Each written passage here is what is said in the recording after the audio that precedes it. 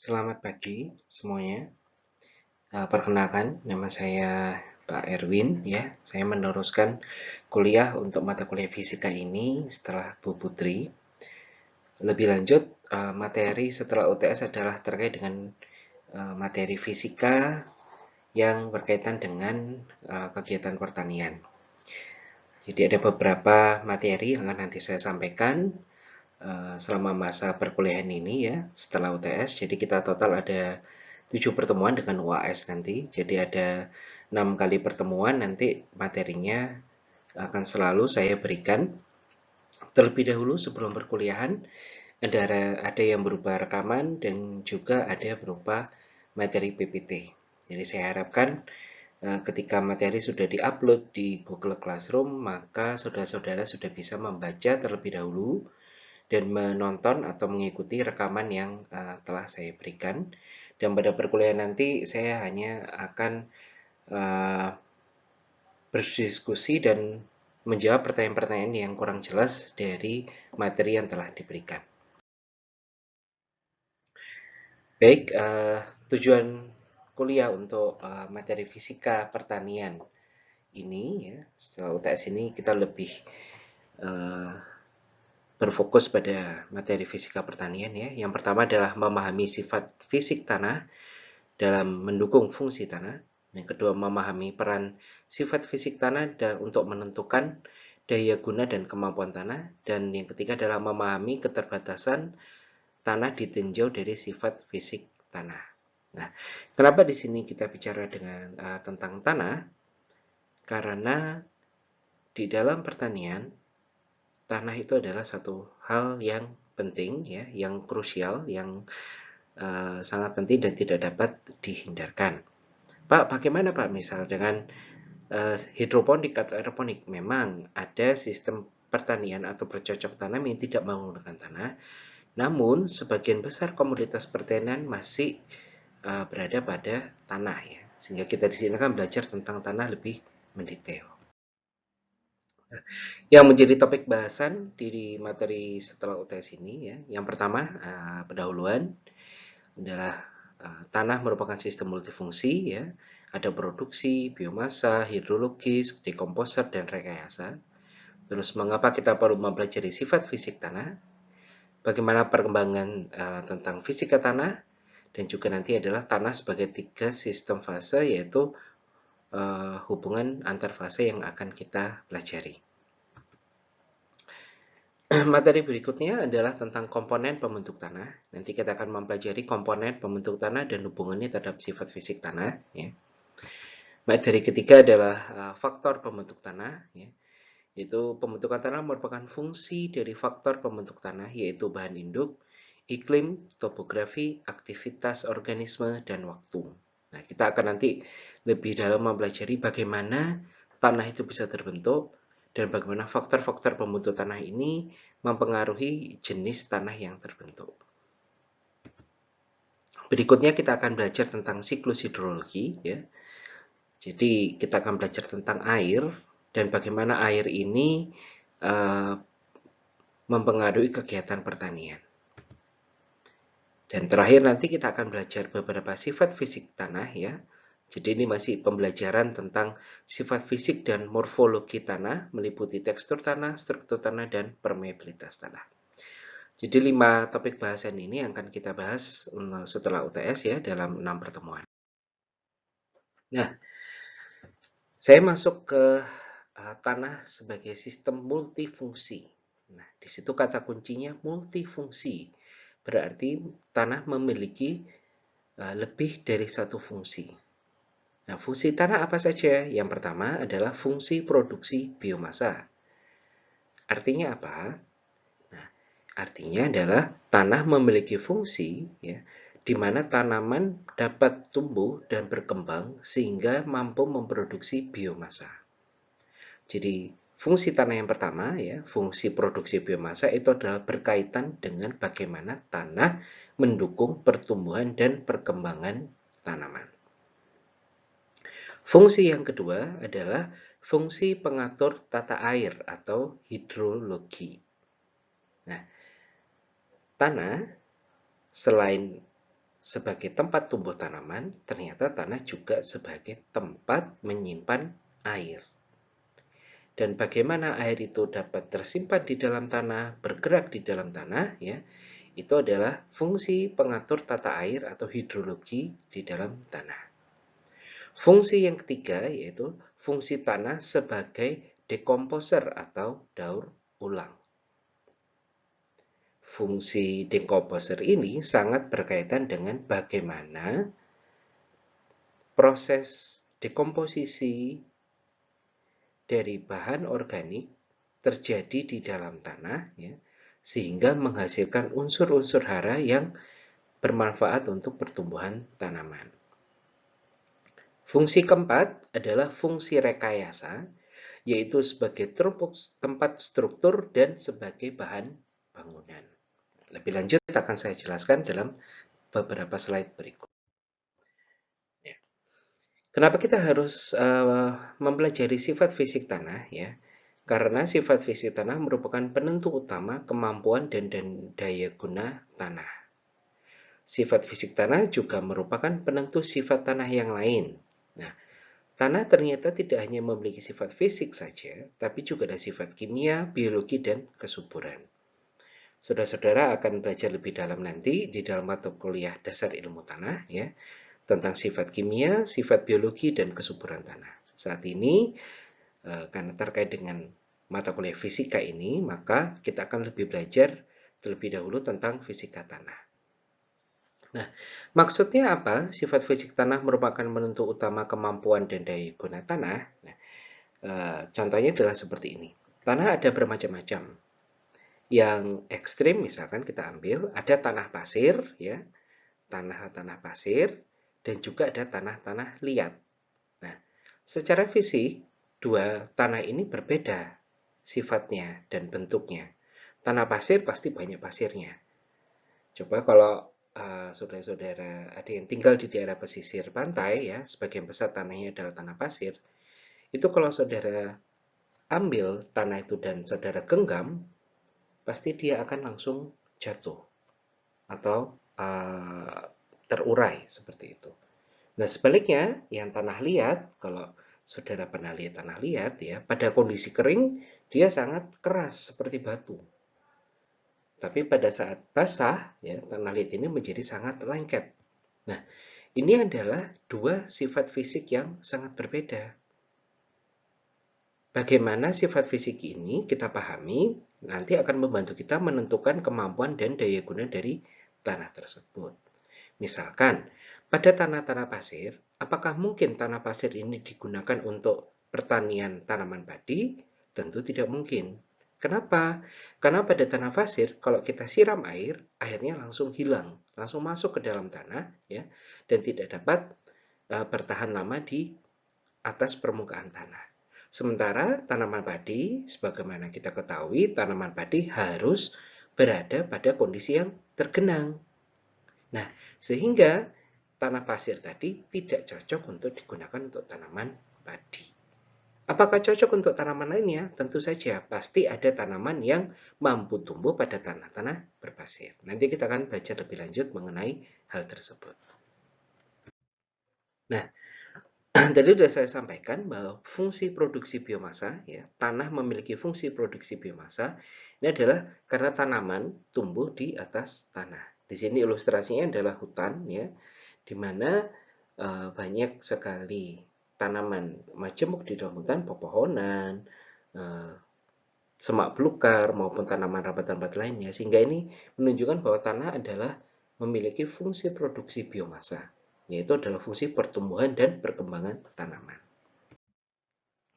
Berikutnya, fungsi hidrologi. Nah, di sini ilustrasinya, ya, ada gambar danau dan juga ada gambar saluran air. Maksudnya apa? Bahwa tanah, ya, itu juga memiliki fungsi bagaimana tanah itu mampu menyimpan air, tapi juga bisa menggerakkan atau menghantarkan air. Dari mana air ada yang berada di dalam danau? Tentunya berada dari sungai. Dari mana air yang ada di dalam sungai?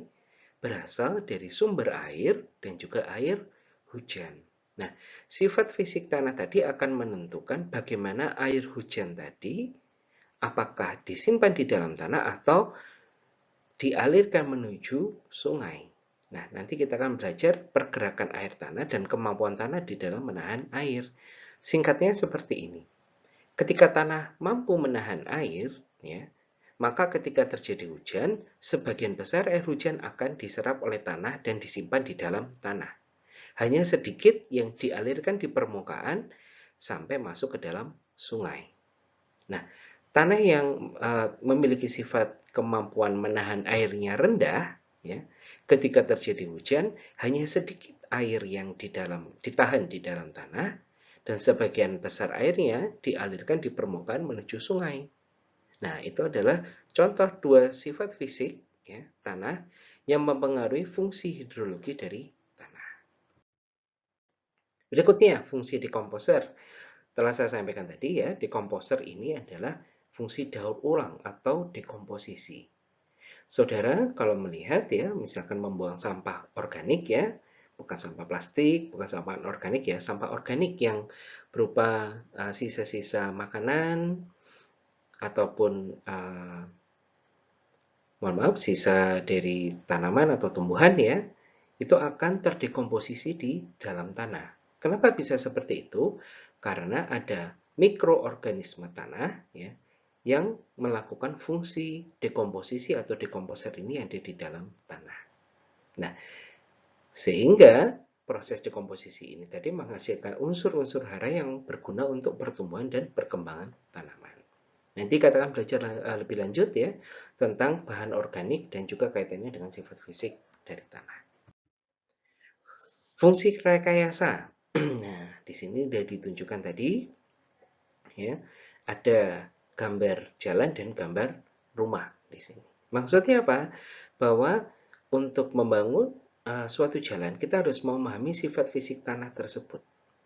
Kalau tanahnya misalkan banyak pasirnya, ya, banyak pasirnya tentu berbeda dengan tanah yang banyak liatnya. Tanah-tanah berliat ya, yang lengket itu pada saat kondisi kering dia akan mengeras. Nah, ketika mengeras, apa yang terjadi? Tanah tadi menjadi banyak rekahan atau lubang-lubang. Sebaliknya pada saat kondisi hujan, tanah yang mengeras tadi menjadi lengket sehingga tanahnya mengembang.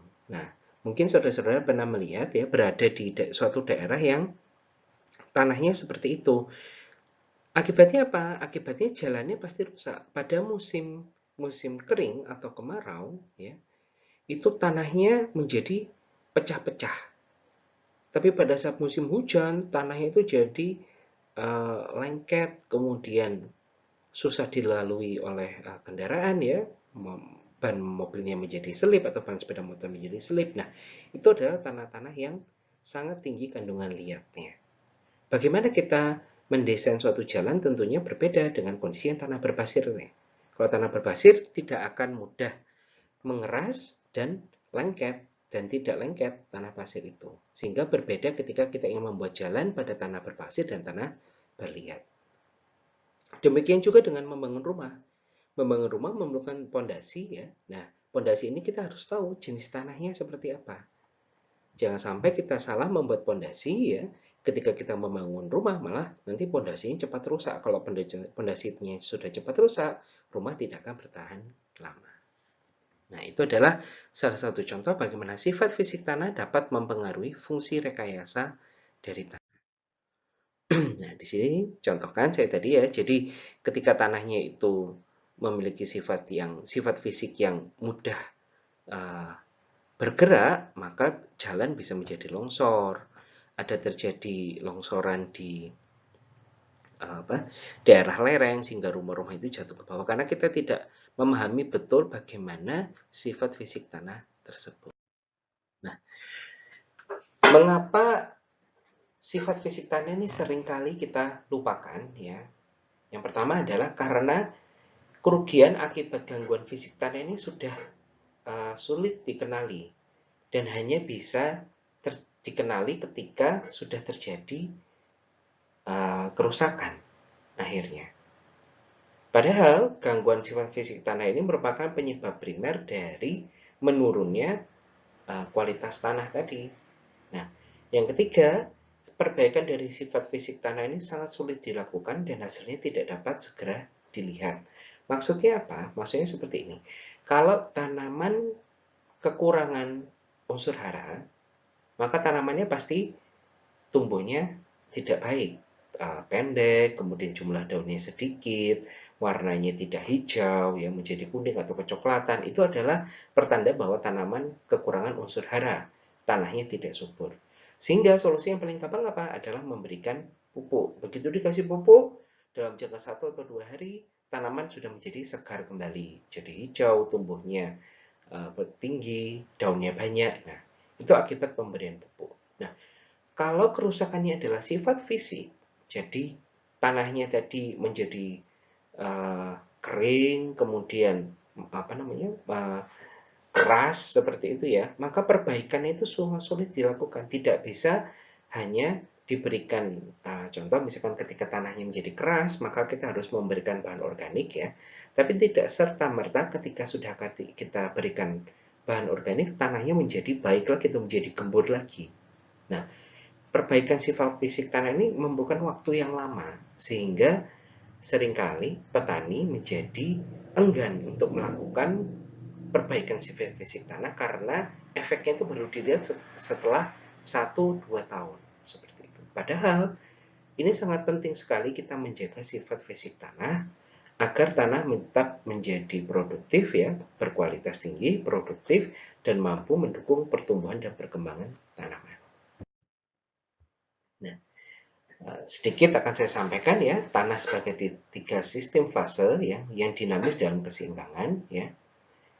Itu adalah dalam masa tanah ya, itu ada 3 komponen pembentuknya, ada padatan, ada cairan, dan ada udara. Jadi kalau saudara-saudara mengambil sebongkah tanah atau mencangkul ya, misalkan saudara pergi ke lahan sekarang, saudara cangkul gitu tanah ya. Nah, terus saudara angkat tanahnya, saudara pegang, maka di dalam sebongkah tanah tersebut ada padatannya, ada cairannya, dan juga ada udaranya. Nah, 3 fase ini, padatan, cairan, dan udara, ini adalah selalu dalam kondisi yang dinamis dan seimbang. Artinya apa? Volumenya tanah tadi 100%, maka 100% itu pasti akan terdiri dari sekian persen padatan, sekian persen cairan, dan sekian persen udara, yang totalnya volumenya adalah 100%. Nah, bagaimana nanti kita mempelajari 3 sistem fase tanah ini tadi, padatan, cairan, dan udara ya, itu akan saya berikan pada materi kuliah Fisika Pertanian pertemuan selanjutnya. Nah, baik, jadi ini adalah pendahuluan dulu ya. Saya harapkan rekaman ini akan dapat mempermudah saudara di dalam membaca materi kuliah ya. Dan selanjutnya untuk proses diskusi dapat dilakukan dengan menuliskan pertanyaan. Jadi nanti saya akan membuat tab di Google Classroom ya, tab assignment ya. Nanti saudara-saudara tinggal mengklik assignment, kemudian di assignment tersebut saudara menuliskan pertanyaan yang saudara belum paham mengenai materi yang telah saya berikan hari ini. Setelah nanti pertanyaan terkumpul, saya akan menjawab dan akan mengirimkan kembali dalam bentuk ringkasan-ringkasan pertanyaan terkait dengan materi yang saya berikan hari ini. Baik, demikian. Sekian dulu atas perhatiannya, saya ucapkan terima kasih. Saya tunggu pertanyaan-pertanyaan yang saudara belum paham tentang materi pendahuluan ini ya, di dalam assignment yang saya berikan di Google Classroom. Dan kita akan berjumpa lagi minggu depan di hari Senin berikutnya, tetap di pukul 9 ya. Kita mulai dengan kuliah Zoom terlebih dahulu 10-15 menit, kemudian kita lanjutkan ke dalam diskusi. Baik, terima kasih. Sampai jumpa minggu depan.